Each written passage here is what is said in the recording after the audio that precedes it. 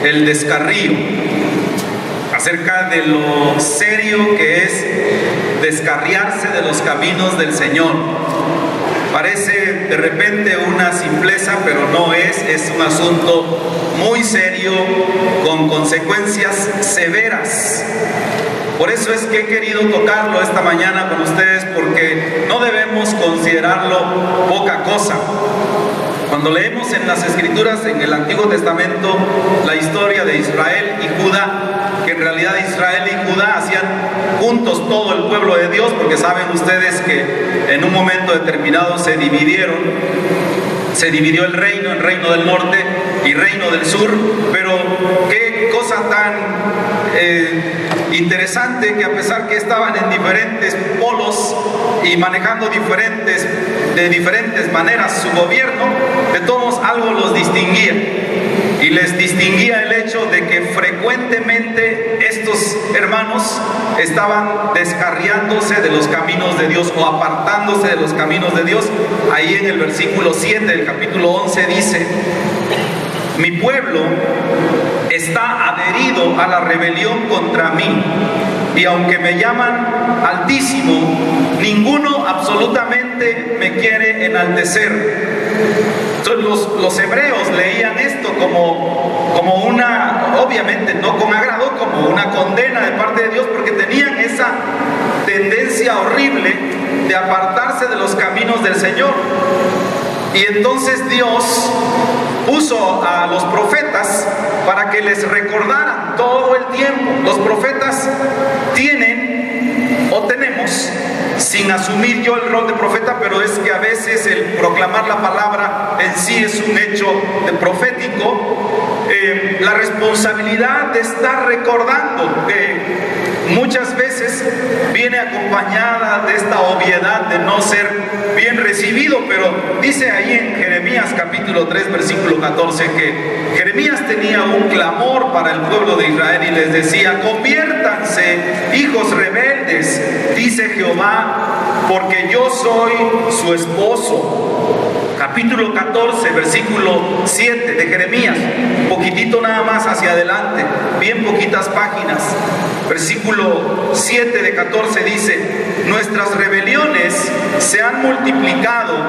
El pueblo en este caso reconociendo, y dijo: hemos pecado contra ti. Capítulo 5, versículo 6: sus rebeliones se han multiplicado, se han aumentado sus deslealtades. Entonces, una persona que se descarría es una persona que le vuelve la espalda a Dios. Y aunque a nosotros nos resulte absurdo, la gran mayoría de las veces cuando revisa uno las Escrituras, las personas que se descarriaban de los caminos del Señor lo hacían después de un tiempo de prosperidad, de abundancia y de gran bendición, cuando lo que sería lógico es que en ese tiempo afianzaran más su relación con el Señor. No sucedía así, sino que se apartaban. Dice Jeremías capítulo 5 versículo 7: ¿cómo te he de perdonar esto? Sus hijos me dejaron y juraron por lo que no es Dios. Los sacié, vea usted eso, les di todo lo que querían y adulteraron. Y en casa de rameras se juntaron en compañías. Eso hasta es terrible solo de pensarlo, todo lo que pasaba con ellos. Versículo 11: lo que ha sucedido es que resueltamente se rebelaron contra mí la casa de Israel y la casa de Judá, dice Jehová. Ahí está lo absurdo del corazón humano. Dios dice: los bendije, los favorecí, les di todo lo que deseaban y luego me dieron la espalda. La descripción aquí en este capítulo 5 de Jeremías de un descarriado es bastante gráfica. Casi siempre un descarriado ha pasado por la bendición de Dios. Entonces obviamente tenemos que establecer una diferencia entre los que no conocen a Dios y los que lo conocemos. Alguien que no lo conoce no puede ser culpable de descarrío, pero nosotros que lo hemos conocido podemos serlo. ¿Qué es lo que hacía persona, de acuerdo a Jeremías, en esta descripción de un descarriado, dice, es una persona que primero ha disfrutado de las bendiciones de Dios, ha caminado con el Señor, ha sido devoto de Cristo Jesús, ha sido una persona que le encantaba orar, le gustaba escudriñar las Escrituras. Cada quien de nosotros sabe los caminos que ha seguido. En el caso de nosotros, hace cerca de 26 años, empezamos la iglesia allá en la colonia Reforma. Y yo me acuerdo que de las primeras ovejitas que tuvimos fue don Roberto Gijón, que es esposo de Betty, que está aquí, don Gabriel, no sé si se encuentre aquí, don Gabriel Espinosa, por allá debe estar, Jocabet también, que se encuentra por allá, y allá está Joca. El hermano Roberto, en aquellos años, el hermano Roberto lo fuimos a encontrar muriendo en el hospital civil, ¿no es cierto? Lo habían declarado que se iba a morir. Fuimos a orar por él y él dijo, si Dios me sana, voy a ir al templo. Y entró al templo de Álamos glorificando a Dios, el hermano Roberto, en aquellos años. Y ahí había un joven llamado Brisot también, que hicimos un grupo de oración y veníamos al templo todos los días a las 5 de la mañana a orar, todos los días. Y Roberto, Betty, Jocabet y Gabriel, miren cómo los unió Dios por medio de la oración. Ahora eran solteros, ahora son esposos. Venían caminando desde Santa Cruz a Milpas a una reunión de oración que teníamos a las 5 de la mañana en Álamos. Entonces estamos hablando de la parte buena nada más, porque lo que estamos leyendo que Jeremías describe es una persona que se descarría, fue una persona que se deleitaba en orar y escudriñaba las Escrituras. Cada vez que se hablaba de servir al Señor, siempre se levantaba su mano, yo voy a servirle al Señor. Y había muchos más jóvenes, sin duda, que yo en este momento olvido, pero estoy mencionando a los que están todavía en los caminos del Señor, porque los otros que no los recuerdo se descarriaron. Estos jóvenes o estas personas que caen en esta descripción de Jeremías son personas que en un tiempo no había nada que llenara más su corazón que pasar tiempo con la iglesia. Generalmente los hijos de Dios anhelamos estar en la iglesia. Ustedes saben la historia de Samuel, que él, de hecho, su mamá lo llevó al templo y Samuel creció y sus escondidillas las hacía allá en el lugar santísimo, ¿verdad? Ya estaba escondido en el templo y toda su onda de Samuel era el templo. Y nosotros nos convertimos, bueno, yo en el año de 1983, hace muchos años, no saquen cuentas, hace muchos años. Y de verdad, mi mayor deleite ha sido estar en la casa de Dios. Pero el enemigo muchas veces viene para tocar nuestras vidas, porque de repente la persona que se descarría quizás ni cuenta se da, pero algo empieza a pasar y lo hemos denominado un resfrío espiritual. Empieza con que ya no amo tanto a la iglesia, no los quiero tanto. Empezamos a mirar los defectos de la iglesia, que no se necesita una lupa, mis amados hermanos, para encontrar defectos en la iglesia. Empezando por nosotros, el liderazgo y los ancianos, es tan fácil encontrar un defecto y el enemigo hace que se centre en eso. Entonces lentamente su corazón empieza a observar los detalles de otros. Cuando nosotros venimos a la iglesia, pues venimos a buscar el rostro de Dios para que Él purifique nuestras vidas, no para que nos haga más atentos de las pobrezas de otro. Prefiero a sus pobrezas espirituales. Pero la persona entonces de repente ya no busca a Dios, ya no se deleita en su palabra y poco a poco llega a un punto que es fatal. Cuando deja de asistir a la iglesia, cuando se le hace fácil dejar de venir a una reunión y después le da pena venir a la otra porque ya faltó a una, y ese argumento tan sencillo es tan exitoso por parte del enemigo con la gente cristiana. Dicen, ya falté 2 veces, ¿cómo regresaría a la tercera? Me da tanta vergüenza. y levántese en el nombre de Jesús. Esto se denomina en las Escrituras huir de la presencia de Dios. El Evangelio de San Juan, capítulo 3, dice que las personas que hacen obras malas no vienen a la luz para que no se manifieste que sus obras son malas. Pero el que hace el bien viene a la luz para que sea manifiesto que sus obras son hechas en Dios.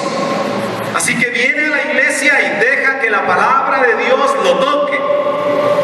Que por cierto, cuando la persona se enfría, en lugar de pensar que Dios está tocando su corazón a través de la palabra, generalmente piensa, me están atacando a mí, ¿verdad? Algo saben de mi vida y me quieren molestar.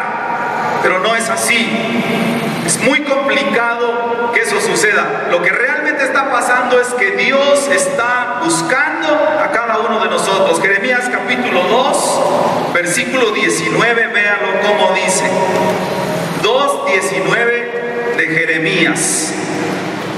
Tu maldad te castigará y tus rebeldías te condenarán.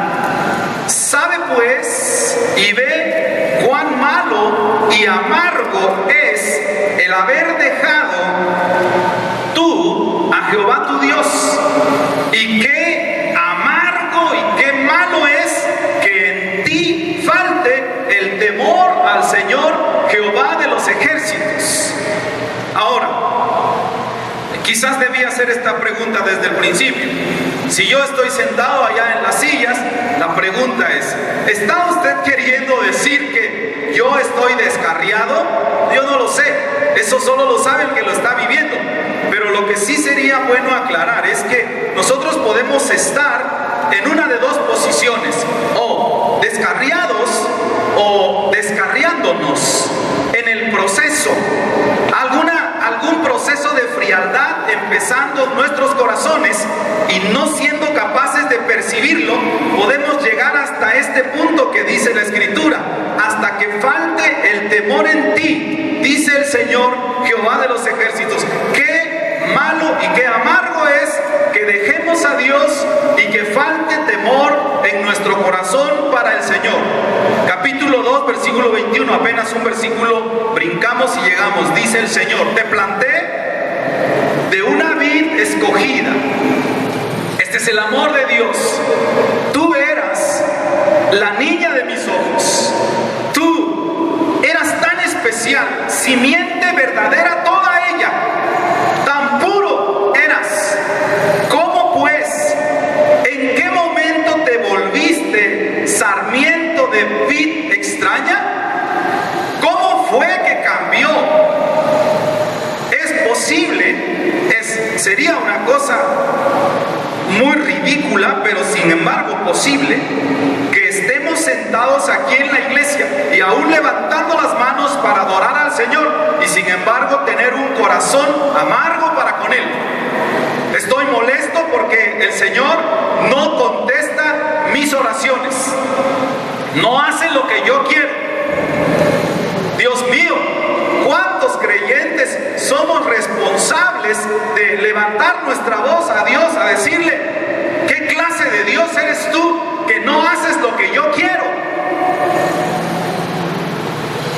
Es una cosa hasta a lo mejor trivial, pero les platico que hay una película, no lo tengo en mis notas, se me acaba de ocurrir eso, que vi una película que se llama Todopoderoso, de un hombre que se enoja con Dios porque perdió el trabajo, porque se enfermó su familia, qué sé yo, su perro es desobediente, se orina en la sala, y él se enoja con Dios.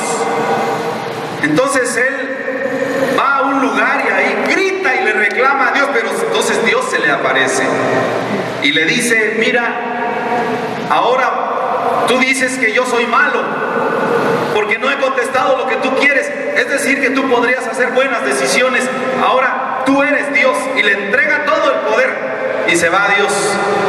Y este hombre empieza a hacer locura y media, y después de un tiempo, en esta película, regresa a Dios y le pregunta: ¿cómo está el mundo? El mundo estaba hecho un caos.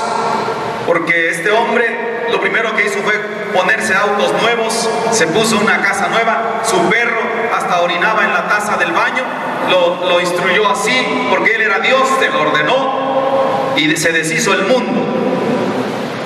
Y es muy interesante ver esa película porque revela al creyente descarriado que quiere que Dios haga lo que él quiere. Le preguntó en esa película Dios a ese hombre: hay muchas necesidades que no se han satisfecho, ¿por qué no las has satisfecho si tú eres Dios? Y ese fue el reclamo que tenías cuando yo era Dios. Dijo: perdóname, no es tan fácil. Y le suplica que Dios tome su lugar otra vez.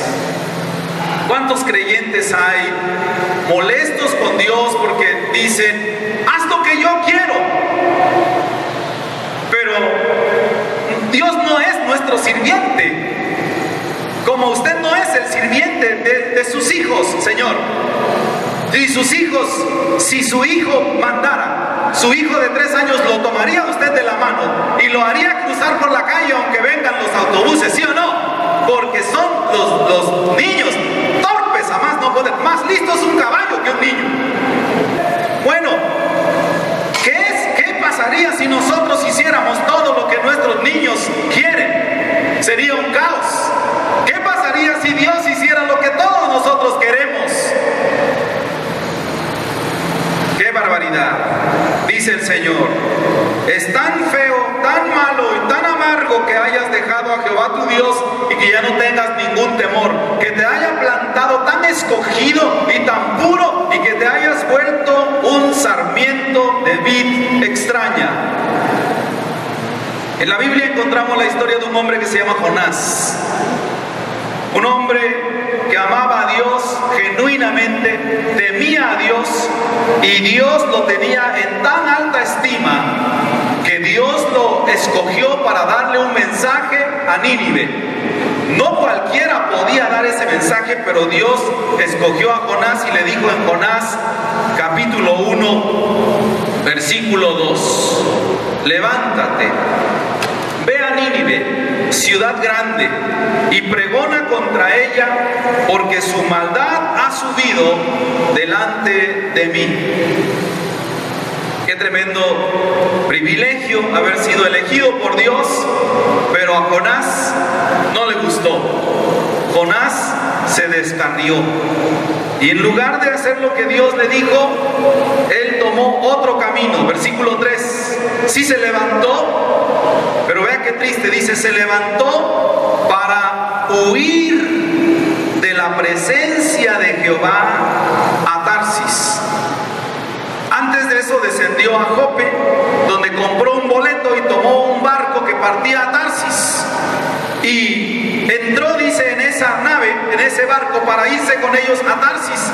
¿Para irse a dónde? ¿Qué dice ahí? Lejos. Para irse lejos de la presencia de Jehová. ¿Usted puede creer esto de un hijo de Dios?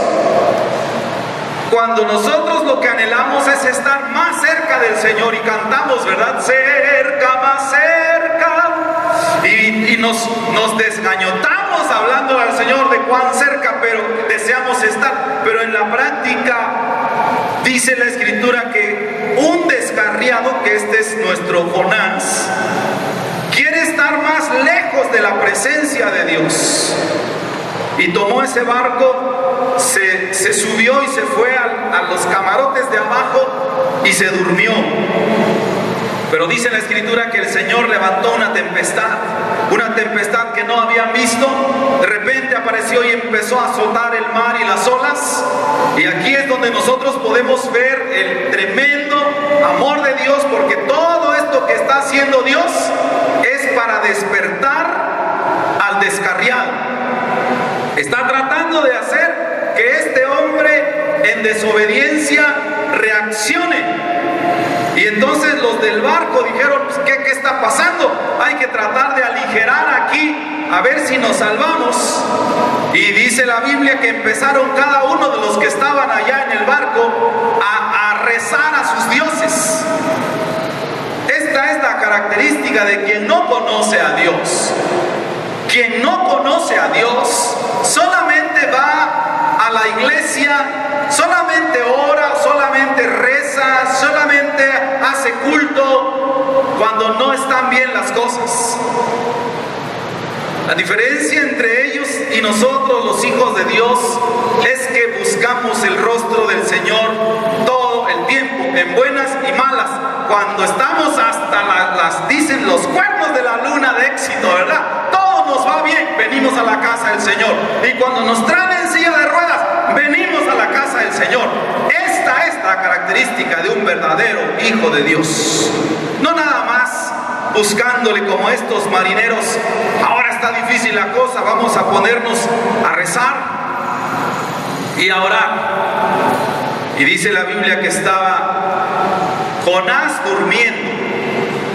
Él estaba, dizque descansando, pero en realidad el descanso, y es algo que usted y yo tenemos que captar, cuando uno se descarría de los caminos del Señor, duerme, sí, pero no duerme como debería.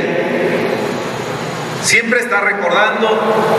Yo me acuerdo cuando estaba en la comunión en la iglesia, en los brazos del Señor, bajo sus cuidados, y uno se da cuenta cuando una persona está descarriada. Usted los puede encontrar por la calle y no son aquellos alegres de antes que los saludan: hola, ¿cómo estás? Voltean la mirada, no quieren ni siquiera toparse con usted, son capaces de cambiar la banqueta con tal de no toparse con usted. Pero usted no debe preocuparse, porque los que caminan en luz vienen a la luz para que se manifieste que sus obras son hechas en Dios. Y los que caminan en tinieblas no vienen a la luz para que no se manifiesten sus obras malas. Pero Dios entonces está siempre tratando de crear ambientes muchas veces terribles para hacer reaccionar a los descarriados. En el caso de Jonás, Dios generó una tempestad. Mi pregunta es: ¿habrá Dios generado alguna tempestad en derredor de usted y de mí? No es porque nos odia, es porque nos ama. Si usted está tomando un camino distinto de lo que es el camino de Dios, ¿usted cree que Dios, amándolo tanto, va a dejar que el enemigo simplemente se lo lleve? El Señor va a reaccionar y va a hacerlo reaccionar a usted a través de distintas maneras, y quizás lo deje ir al vientre de una ballena. No lo sé. En la experiencia de Jonás podemos ver tres consecuencias de un descarriado. La primera: cuando usted y yo nos descarriamos, nos convertimos en las personas más peligrosas sobre la tierra. Porque estos señores iban en su barco muy tranquilos, y por causa de Jonás, porque a Jonás Dios lo estaba persiguiendo, pasó todo lo que pasó allá. Si usted tiene una controversia con Dios, nunca será un asunto de usted solo. Es un asunto de usted, sus familiares, sus hijos, sus primos, sus tíos, sus abuelos, su ambiente de trabajo. Todo resultará afectado. Todo aquel lugar donde usted vaya resultará afectado porque usted tiene una controversia con Dios.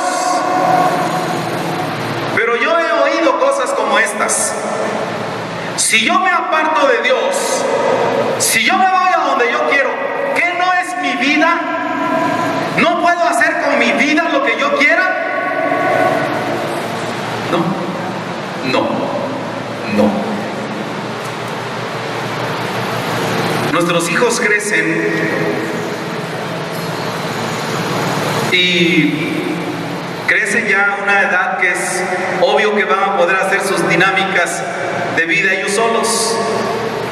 Pero nosotros, por lo menos a mí me pasa mucho, antes le pasaba también a la pastora, pero últimamente que ha batallado con el sueño, ya no, pero yo todavía estoy en esto que no puedo dormir hasta que el último uno de mis hijos entra a la casa. Así si sea las 2 de la mañana, que no sucede, casi nunca andan a esa hora, cuando mucho 1:45, andan en la calle, fueron al cine, esas famosas premiers, nunca en una cantina y esto, pero sí se van al cine y la premier que ponen a las 12 de la noche, allá están los hijos en el cine que les gusta ir a sufrir. Y nosotros como padres, sí o no, hermanos viejos que están aquí, si pueden decir sí todavía, hermanos, los más viejitos están aquí, uno nunca está en paz. Y ese hijo puede decir, yo soy mayor de edad, tengo 27 años, todavía no estoy casado, pero yo puedo hacer con mi vida. ¿Y qué? ¿Qué les importa a todos los demás? Pues ¿sabe qué? Papá y mamá no pueden descansar hasta que usted regrese a la casa. Y mañana, papá no va a rendir el 100% en su empresa por causa de usted que anda de vago. Y si papá es chofer y lleva un camión y se voltea por allá por las montañas, el culpable es usted indirectamente, porque ese padre debió haber descansado, pero por su descarrío, por su torpeza, por su estupidez de adulto, ha echado a perder la vida de otros que ni siquiera tenían vela en el entierro. ¿Me explico? Uno no puede descarriarse y decir, es mi vida sola, y a ustedes ¿qué les importa? Cada vez que una persona se descarría, afecta a todos aquellos que están cerca de él. Segundo de Samuel, capítulo 24, viene ahí la historia de David. Y dice la Biblia que David pecó y censó al pueblo de Israel. Ahora aquí la clave es que censar al pueblo de Israel era confiar en su carne. Es decir, ya no confío en Dios, confío en mi ejército. Ya no era la pregunta, Dios, ¿estás con nosotros? Sino cuántos soldados tenemos. Y los contaron y tenía, miles de soldados. Pero Dios se enojó. Y entonces le dio a David a escoger 3 opciones. De las 3 opciones que Dios le dio a David, David escogió una en la que dijo que Dios nos libre de caer en manos de nuestros enemigos. Mejor quedemos en manos de Dios, porque siempre Él es misericordioso. Y escogió quedar en las manos de Dios. Entonces vino una peste durante 3 días y murieron 70,000 hombres. La pregunta es, ¿quién censó al pueblo de Israel? David. Y murieron 70,000 que no tenían vela en el entierro. Versículo 17. David se da cuenta y viene delante del Señor y le dice, yo pequé, yo hice la maldad. ¿Qué hicieron estas pobres ovejas? Te ruego, Señor, que tu mano se vuelva contra mí y contra la casa de mi padre, pero déjenos en paz a ellos. Pero ya habían muerto 70,000. Lo que estoy diciendo es, una persona que quiere alejarse de los caminos del Señor nunca va solo, se va y desgracia la vida de muchos. Consecuencia número 1, se convierte en un personaje peligroso. Consecuencia número 2, se vuelve usted escarnio del mundo. Dice la escritura en Jonás capítulo 1 versículo 6 que el capitán del barco, viendo todo lo que estaba pasando, fue y le dijo a Jonás, ¿qué tienes, dormilón? Levántate y clama a tu Dios. Ahora, ¿saben por qué le hablaba el capitán con tanta ligereza? Porque hay que regresar a la historia del pueblo de Israel y ustedes se van a dar cuenta que aún los inconversos tenían un profundo respeto por los profetas. Los profetas eran una cosa delicada para dirigirle la palabra a ellos. Pero cuando Jonás llegó al barco, dice el capítulo 1 versículo 10, que él les había declarado, ellos sabían que él venía huyendo de Jehová. Así que este señor le dijo, pues levántate, dormilón. Le voy a decir algo. Cuando nosotros nos descarriamos de los caminos del Señor, cualquier persona cree que tiene el derecho de venir a decirnos lo que quiere, y en realidad lo tiene. Y lo tiene porque nosotros hemos perdido nuestro testimonio.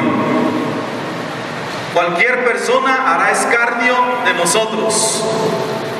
Aun cuando hace tiempo tenían un profundo respeto por usted, porque decían, el vecino fulano de tal es cabalidad completa, es un siervo de Dios, lo vemos que va a la iglesia, pero de repente usted se descarrió y allá está con su fiesta de cumpleaños, tirado de borracho, y cuando usted viene nuevamente a hablar con sus vecinos se ríen de usted a sus espaldas, porque su testimonio ha quedado por los suelos.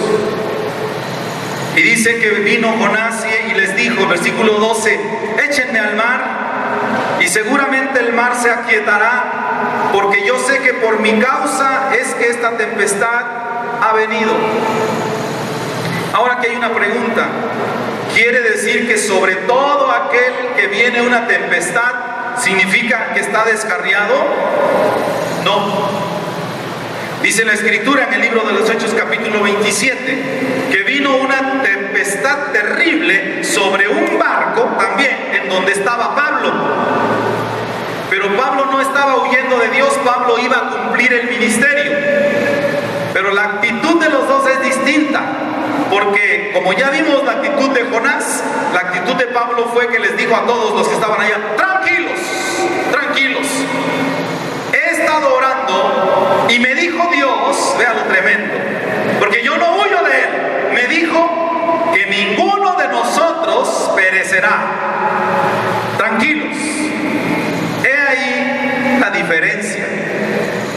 ¿Cómo reaccionamos ante las pruebas?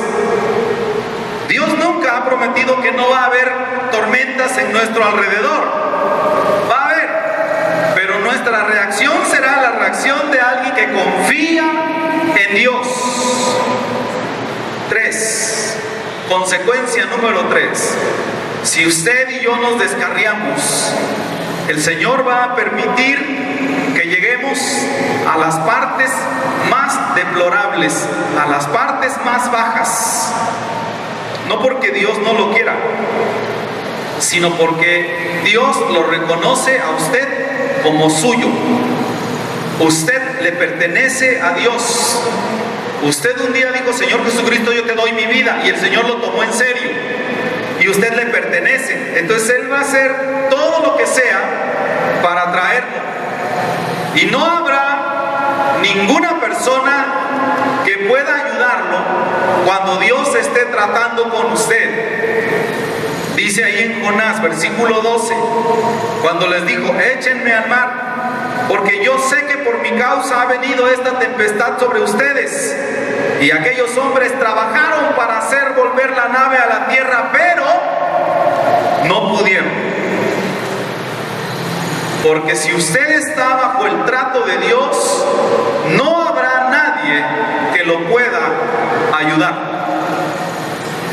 Porque Dios está trabajando con usted. No habrá familiar, no habrá ser querido que nos pueda proteger del trato de Dios. Cuando Dios pone su mano, Él nos está atrayendo, dice, con cuerdas, pero son cuerdas de amor, aunque de repente duelen. ¿A dónde dice el versículo 17? Llevó Dios a Jonás, lo llevó al vientre del pez durante 3 días y 3 noches. Ahora, uno tendría que imaginar cómo es el vientre de un ser vivo, inclusive el nuestro. Usted no lo quiere ver. Cuando devolvemos, ¿por qué no lo vuelve a comer? Si esa fue una barbacoa tan rica que comimos hace un rato, no lo vuelve a comer, dice el apóstol Pedro, porque eso es una situación absurda, de una bajeza espiritual, porque dice, lo hace solo aquel que se ha descarriado de los caminos del Señor, como el perro que vuelve a su vómito, dice, ¿no? Nosotros entramos por nuestra boca el alimento Y aquella rica comida, dicen los dentistas, que aquí hay varios, se convierte todo en algo simplemente que se llama bolo alimenticio. Pero separado todo es lindo, pero después junto ya no. Y entonces usted puede imaginar la asquerosidad dentro de este pez, donde Dios permitió que Jonás bajara. Una situación de lo más asquerosa, y estuvo ahí 3 días, porque Dios estaba terminando un proceso con este hombre. Y allá en el proceso de Dios podemos tomar una de 2 decisiones. La primera que usted puede tomar y que la gran mayoría toma es: estoy pasando esto, lo que sea, que bien puede ser que su empresa se rompa, que su salud se aminore, que sus hijos se vayan de la casa, que qué sé yo, todo lo que pueda ser una tormenta difícil. Estoy pasando esta tormenta porque Dios me odia, porque Dios me detesta. Triste el día en que me fui a meter con Dios. Así que a partir de ahora prometo nunca regresar a buscar a Dios. No quiero tener nada que ver con Él. No vale la pena, no le importo. ¿Dónde quedó el amor de Dios? He oído tanto esas palabras de gente insensible. ¿Dónde quedó el amor de Dios? Bueno, más bien voy a corregir que lo he oído de mis propios labios. Hace tiempo yo creí que Dios, por ser Dios, podía darme a mí un hijo según el sexo que yo quería. Y yo quería un hijo varón y yo ayuné para eso. Y hermanos, ustedes saben, cuando uno se pone a ayunar porque quiere algo, y dejé de comer por 5 días pidiendo: Dios, dame un hijo varón, porque yo quisiera que alguien continúe la carrera ministerial, porque no puede haber una pastora, porque Pablo dice que no es posible. Y le pedí a Dios y le pedí a Dios, y de repente en una de esas desesperaciones: Señor, ¿en dónde está entonces el amor que dices que tienes por tu siervo? Pero el único equivocado era yo. Yo sé que algunos son de mi club también, pidiendo a Dios, ¿verdad?, que el hijo sea así, que sea un hijo inteligente, dicen, de 10, olvidando su genética. Que sea un hijo recto, que nunca mire ni a derecha ni a izquierda, sino recto, que me honre como padre. Y se olvidó de cómo usted trató a sus padres. Y entonces Dios hace lo que Él sabe que está bien. Y algunos no tenemos hijos varones, o no nos nacieron después. Dios ha enviado con nosotros a este varón, pero no nació de nosotros. Y algunos Dios nos ha dado hijos que de plano, como dijo aquel hermano, este hijo es puro corazón, pero no le tocó casi cerebro. No es muy listo, no es amoroso mi niño, pero no es muy listo. Y dicen: ¿dónde está el amor de Dios? ¿Dónde está Dios? Usted puede hacer eso, esa es su decisión. Usted puede ir contra Dios y enojarse e irse más lejos todavía. Pero usted puede tomar la otra opción, y la otra opción es la opción que hizo Jonás. Versículo 1 y 2 del capítulo 2. Entonces oró Jonás a Jehová su Dios desde el vientre del pez y dijo: invoqué en mi angustia a Jehová, y él me oyó. Desde el seno del Seol clamé, y mi voz oíste. Es decir, que el propósito de la tempestad es presionar a Jonás para que busque a Dios. El propósito de la tempestad que usted está pasando es presionarlo para que usted regrese a casa. Y si usted todavía no se ha ido, para que regrese a su primer amor, a amarlo como lo amó la primera vez. Cuando su familia le dijo: por causa de ser evangélico ya no eres de la casa, y usted dijo: pues así le hacemos. Pero usted dice: tanto a Dios, lo amo tanto que yo no voy a volver la espalda a Dios. No importa si mi familia se pone necia. Versículo 4. Entonces dije: desechado soy de delante de tus ojos, mas aún veré tu santo templo.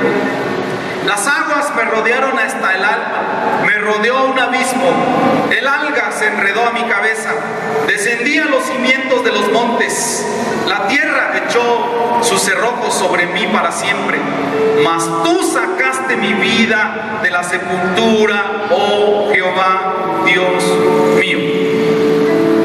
Jonás hizo la decisión correcta. Cuando mi alma desfallecía en mí, cuando estaba en el momento más crítico, me acordé de Jehová y mi oración llegó hasta ti en tu santo templo. Los que siguen vanidades ilusorias, su misericordia abandona, mas yo con voz de alabanza te ofreceré sacrificios, pagaré, Señor, lo que te prometí, porque la salvación es de Jehová. ¿Está usted descarriado o descarriándose? Tiene estas opciones. Vuelva a Dios. Como dije, eso es algo que nadie de nosotros puede saber en un principio. Cuando ya las personas están descarriadas, uno lo sabe ya, porque es evidente. Pero cuando empieza, uno no lo sabe. Solo usted lo sabe.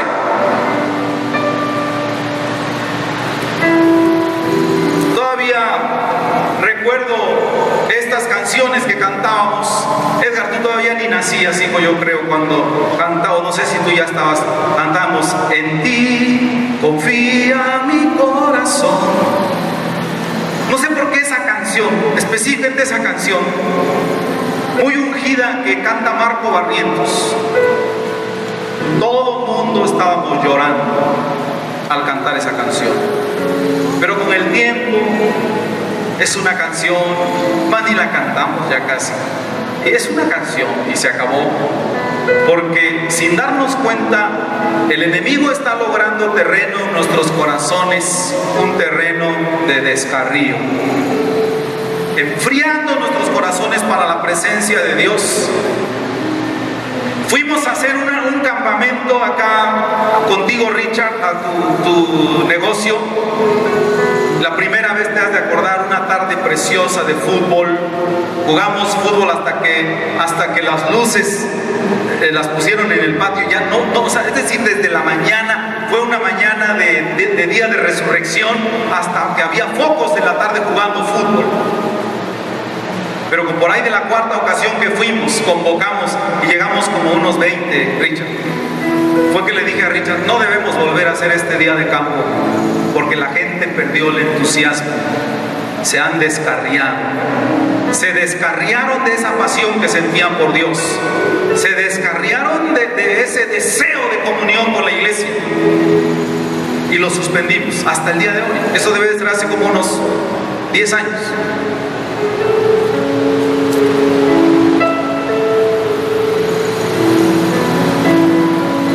Yo no digo nada con el afán de acusarlo. Yo desearía que el Espíritu Santo lo acuse, si lo merece. Dejar los caminos de Dios, dejar las actividades de Dios para ir a seguir las actividades del mundo, ir a seguir con entusiasmo a hacer esas cosas. Usted necesita pedirle a Dios que le vuelva la pasión de estar en su casa, de estar en los cultos, de estar en las actividades de la iglesia. Vamos a un campamento juvenil. Ay, pero tengo 35. ¿Y qué? Yo de todos modos voy, tengo 50. Yo voy a todos los campamentos. No hay campamento que no vaya, a menos que esté enfermo tirado en el hospital. Y usted anda haciendo esas locuras de: ya estoy viejo, y alejándose de los caminos de Dios. Yo no sé si está, como dije, podemos estar en una de dos posiciones: o descarriados o en proceso de descarrío. Cualquiera de las dos merece la segunda opción que tomó Jonás. Entonces me acordé de Dios, levanté mi oración hacia su santo templo. Supe que si seguía yo en lo que hacía, eran vanidades ilusorias. Supe que si seguía en lo que estaba haciendo, estaba abandonando su misericordia. Mas ahora ofreceré alabanzas a Dios, ofreceré sacrificios a Dios y pagaré todo lo que le he prometido a Dios. Quiero pedirles que hagamos lo siguiente. Si usted siente el deseo de hacer un compromiso con Dios, de decirle al Señor: yo sí que conozco mi condición y hay ciertas áreas donde vengo, ¿cómo no? Ahí estoy, pero no tengo la misma pasión. Yo no quiero estar a la fuerza aquí, yo quiero estar aquí con pasión para ti. Es un clamor de regresar a los caminos de Dios. Dios no desea, hermanos, que nosotros vengamos aquí simplemente a cantar canciones a Él. Lo que dice la Escritura es: ofrézcale al Señor sacrificios de alabanza. Una alabanza que nos cuesta. Brincamos de alegría para el Señor, y solo cada quien de nosotros sabe el tamaño del sacrificio que está haciendo. Ahorita yo pregunté a mi mamá: mamá, ¿a qué edad fue que la operaron de las rodillas? Porque se le consumió el cartílago, le quitaron un poco de cartílago en la parte de abajo y lo incrustaron en las rodillas. Me dijo: antes de los 50. Le dije: creo que lo voy a hacer, porque solo uno sabe sus dolores. Entonces, mientras que para un chapulín no significa nada brincar, para uno hacer 2 o 3 brincos es un verdadero sacrificio. Pero lo hacemos porque sabemos que estamos parados delante de un Dios vivo y verdadero, no delante de una simple religión, delante de un Dios vivo y verdadero. Si usted quiere venir al altar, yo quiero pedirle que venga. Entre tanto que ponen los muchachos una canción, voy a dejar que corra esta canción y que podamos, si usted lo desea, venir cada uno a ofrecer nuestras vidas al altar delante de Dios.